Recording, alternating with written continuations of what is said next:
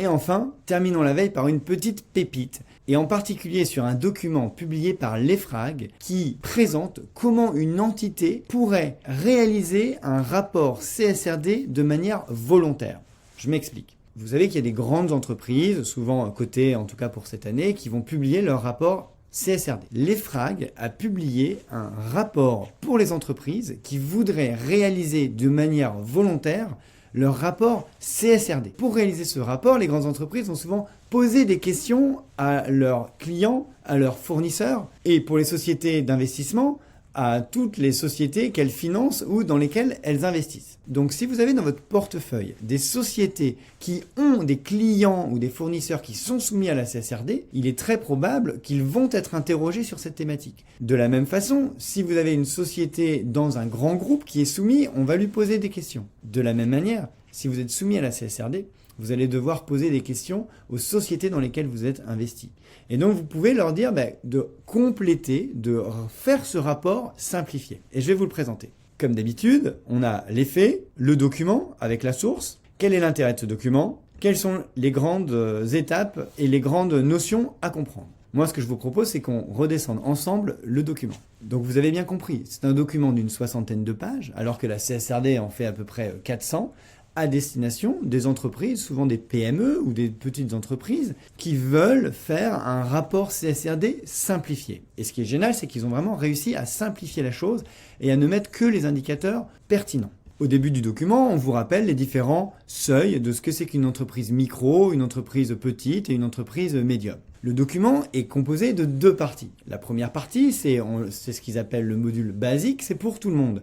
La deuxième partie, c'est un comprehensive module, beaucoup plus détaillé, qui va aller reprendre les parties du module basique et qui va vraiment détailler les façons dont on peut le prendre en compte. L'idée de ce comprehensive module, c'est surtout pour les sociétés qui pourraient devoir donner des informations aux financiers. Donc s'ils ont par exemple des investisseurs ou alors si par exemple ils ont des financements, eh bien souvent leurs financeurs ou leurs investisseurs vont leur poser des questions. Et donc là, c'est une façon de préparer leur rapport pour bien répondre à ces parties prenantes. Rentrons directement dans le vif du sujet et regardons très clairement ce qu'il y a. Vous allez avoir des informations de base, la taille de votre balance sheet, code NAS, chiffre d'affaires, etc. Là où ça devient intéressant, c'est quand on regarde les premiers indicateurs. Par exemple, les indicateurs environnementaux, le premier c'est sur l'énergie. On vous demande de publier, si vous le désirez, la consommation électrique provenant des énergies renouvelables, non renouvelables et l'eau totale. Vous voyez, c'est très facile. On vous demande aussi de publier le scope 1 et le scope 2.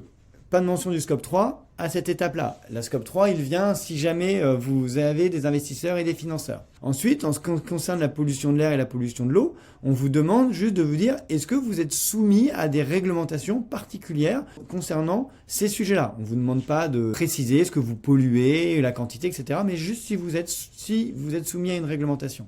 En ce qui concerne la biodiversité, vous avez par exemple les montants total en hectares qui sont proches d'une aire à forte biodiversité. Donc vous le voyez, ce sont vraiment des indicateurs très précis, très directs. Par exemple sur la workforce, on vous demande pour chaque employé de vous dire le type de contrat, le genre et le pays pour pouvoir faire des stats. Pour la santé, on vous demande le nombre d'accidents. Et c'est tout. Alors que dans la CSRD, vous en avez 20 pages. Donc c'est vraiment un concentré. Je ne vais pas tout redescendre. Mais ce document est aussi vraiment intéressant si vous êtes par exemple un fonds de private equity et que vous faites des notations ESG et vous vous demandez mais quelles questions je peux bien poser à mes parties prenantes. Eh bien, je pense vraiment que toutes les informations qui sont dans ce document sont des informations pertinentes. Pourquoi? Parce que déjà, la réglementation le demande, donc il est fort à parier que vous, si vous avez des investisseurs, eh bien on va vous demander ces informations-là sur votre portefeuille. Et ensuite, la société à qui vous demandez ces informations, elle-même, on risque de lui demander, il y a d'autres parties prenantes qui vont demander ces informations.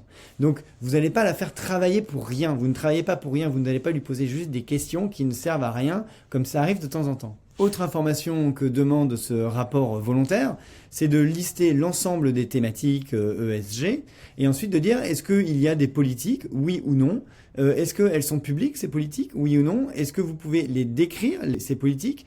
Est-ce que vous avez des cibles sur ces politiques, par exemple sur le changement climatique ou sur la pollution? Est-ce que vous allez dire je veux diminuer de temps ou alors je veux atteindre tel montant? Et ensuite indiquer l'élément de gouvernance qui suit ces indicateurs. À la suite du document, vous avez des guides méthodologiques qui vous aideront à publier des informations particulières. Donc par exemple, là vous avez un guide méthodologique qui va vous aider à publier des informations sur la biodiversité. On vous dit aussi les documents vraiment importants qui concernent la biodiversité. Vous avez un guide qui vous montre comment calculer et comment discloser, comment publier la quantité de surface de sol utilisée. Vous avez aussi des guides méthodologiques sur l'eau. Comment on calcule l'eau qui a été récupérée ou consommée.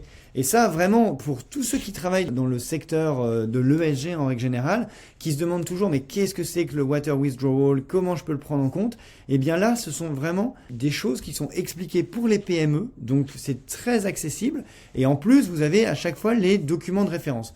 Donc moi, j'ai été vraiment tout simplement épaté et très content de voir que ce document existe, parce qu'on va vraiment s'en resservir à chaque fois pour prendre la base en disant, attendez, regardons si l'entreprise qu'on étudie, elle fait au moins ce minimum. Si elle fait ce minimum, très bien, on va pouvoir l'accompagner pour aller plus loin. Mais si elle ne fait pas ce minimum, commençons vraiment par là. Voilà, j'espère que je vous ai donné envie de le parcourir. C'est vraiment super intéressant pour chaque thématique ESG et les thématiques qu'une entreprise peut publier pour commencer dans cette démarche de publication. N'hésitez pas si vous avez des questions pour ce sujet-là comme pour les autres. Anne-Sophie, moi-même et toute l'équipe Moonshot, nous sommes disponibles pour répondre à toutes vos questions. À très bientôt.